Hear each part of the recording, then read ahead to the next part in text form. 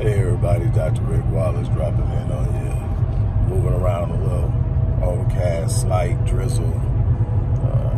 Moving around, trying to get some things done. About to head back to the office, and decided to jump on and chop it up with you for a few moments. I don't plan on being on too long. Expecting a phone call from baby in a minute, but hey, look. We've been doing a lot of talking about the ins and outs of what's going on with what happened with Gayle King and the interview with Lisa Leslie, right?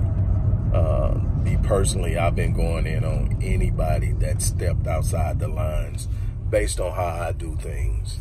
I'm not against the most severest of punishment for race trading in the proper context. Going after and threatening people and lives behind something like this, I think it needed to be called out. I think the pushback and the financial influence and impact that it had, and people aren't aware of it, but it did. I think that's making a statement. I think sometimes certain people you just write off. I think that, there are some who believe in capital punishment for race traders. And I think at some point that may be something that we have to seriously consider. However, I don't think this was one of those times. But what I do want to point to is the need for us to be able to recognize a race trader. We have been so conditioned to live vicariously through those we see as being successful and wealthy and famous and popular that we ignore all of the things they do that are counterintuitive to our empowerment. We really, truly struggle in that area. It's so important to recognize some of the things. The litmus test for me, right out the box, when I'm evaluating somebody, right out the box, one of the first things I'm doing is, what's their standing with mainstream white America? What's their standing with mainstream media? How are they being portrayed in mainstream media? How are they being handled? If they're in good standing with mainstream America, there's probably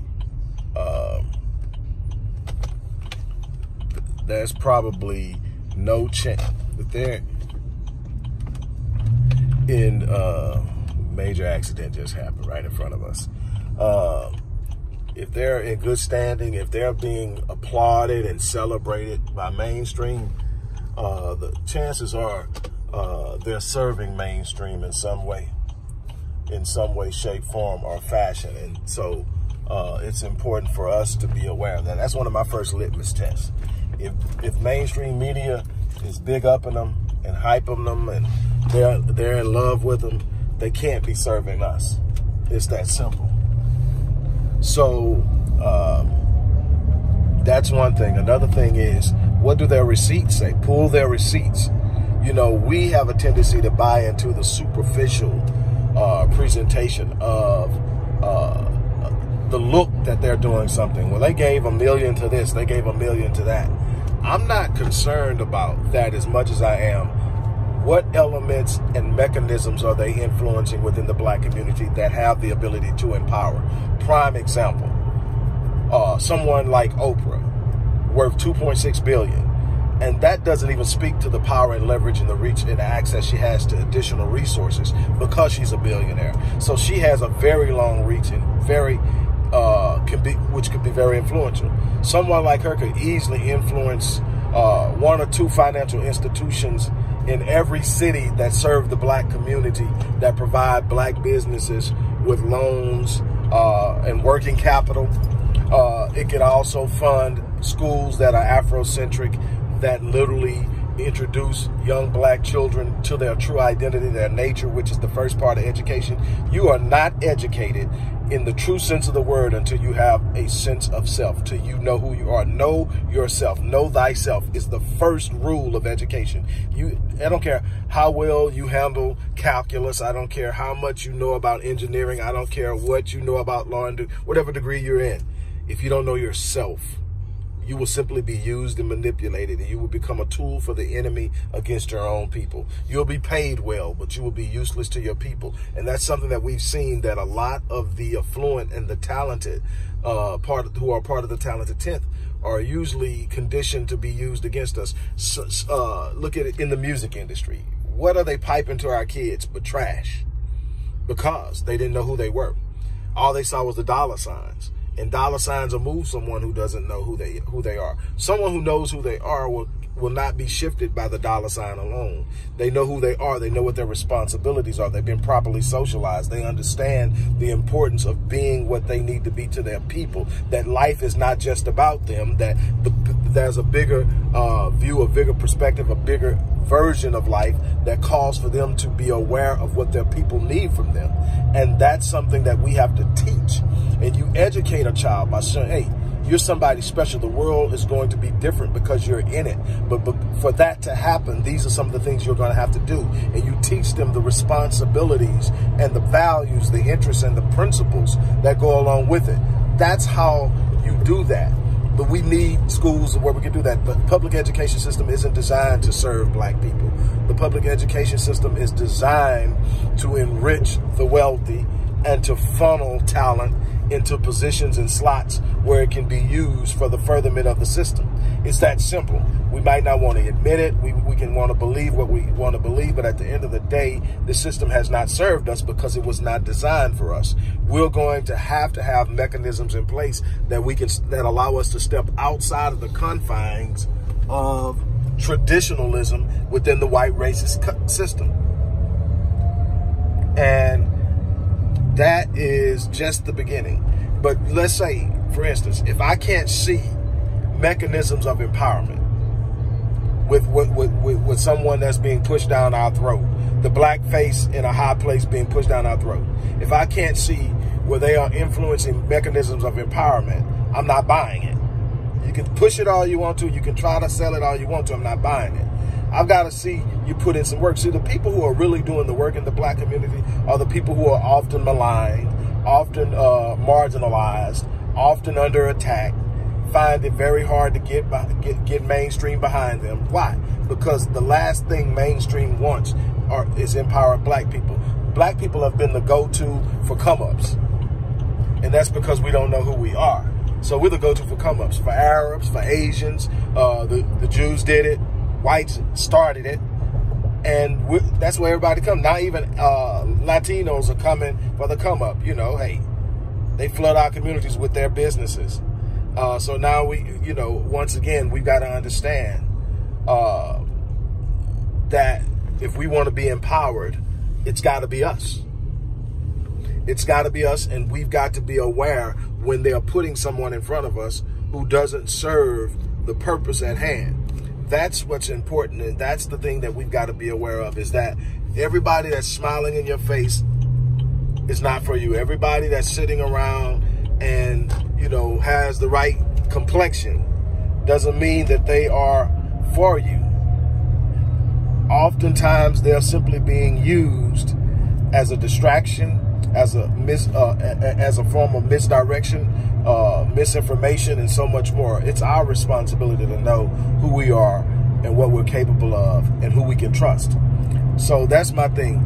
The whole thing with Gayle is most people, identify with Gayle because of Oprah, and because of Oprah's financial success, there's this vicarious connection and living vicariously through her that has forced us to overlook just how detrimental she has been. Oprah has been catering to the white middle class females since the 80s. I mean, it's been that long that she's been catering to an audience and other than us, and that's where her bread and butter lies. Her doors were open for her not to help us, but to serve white middle class women. And that's where her programming has predominantly been about. Now, she's hit own with a number of black shows, and even Tyler Perry has broke rank and pulled most of his stuff and put it on BET. Not a whole lot better, but that shows that there's obviously some issues there with Oprah and her network. Just some things to pay attention to. My thing is, until we start building our own, starting small with YouTube channels, but we've got to get off of YouTube. I've lost, I don't know how many subscribers and how many videos and how much money because they just decided they would snatch my channel behind some BS. And just like that, it's gone. And they will continue to do that when they find out that we're actually having an impact. Before I got up to 16,000 subscribers and climbing, they never touched me. I mean, I literally had no strikes whatsoever. All of a sudden, I get there and it's growing like it's growing. It's increasing like crazy. And I'm watching it, and all of a sudden they take issue with one video and pull my entire, I never got one strike, never got a warning, just pulled it. And never gave it back. And so we've got to get to where we own our own platform so that we can educate, so that we can empower, so that we do have somewhere we can direct our kids to go find out things they need to know about themselves, where we can direct social workers to understand psychological dynamics and dealing with trauma. We need all of these type of outlets. We need historical outlets. We need mental health outlets. We need spiritual and psychological outlets. We need financial outlets. We need people who are good in these areas to be producing content and being rewarded for producing the content, and then using that to stretch out and build actual physical institutions that we can bring people into. We've got to create our own network, our own infrastructure, our own power structure if we're ever going to stand up and make our presence felt. They're never going to empower us. We can give that up. They are never going to empower us. It's going to be up to us to actually do something about our condition. And we've got to be aware and able to recognize an enemy in the midst. And that's basically what I want you to understand here. We've got to be able to apply a number of different litmus tests to the situation to gain an understanding of exactly what we're dealing with. And Oprah and Gayle have never been our friends. Look at who they associate with. Look who they hang out with. Look who they, they party with, they eat with, they share with. They're not about being with us. They just look like us. They're not going to really spend any time, and when they do, it's looking down on us and using us for photo ops, using us for illusion. If they really wanted to give to the community, they have the resources to totally shift things. One billionaire properly using their resources can shift the black community on a national level in ways you haven't imagined. If they're smart, if they understand what they're doing, all you have to do is have institutions to fund the ideas and the desires and the ability and the skill sets of blacks. Blacks are creative. Most of the stuff that you're dealing with on a technological level came from the minds of blacks. Most of the inventions that you've seen over the last 60 to 100 years came from blacks. We have the ability to do some exceptional, extraordinary things. What happens is we don't have the resources and the funding. We don't have the ability to create our own opportunities in the way that they do. We don't have the ability to pick up the phone and call somebody and tell them what we want to do, and somebody makes a phone call to somebody who makes a phone call, and before you know it, it's done. We have to create that for ourselves. That's our responsibility. So on that note, I'm going to get off of here. I'm going to try to check back in with you once I get back into the office, but I had to drop that on you. Have an unbelievable day.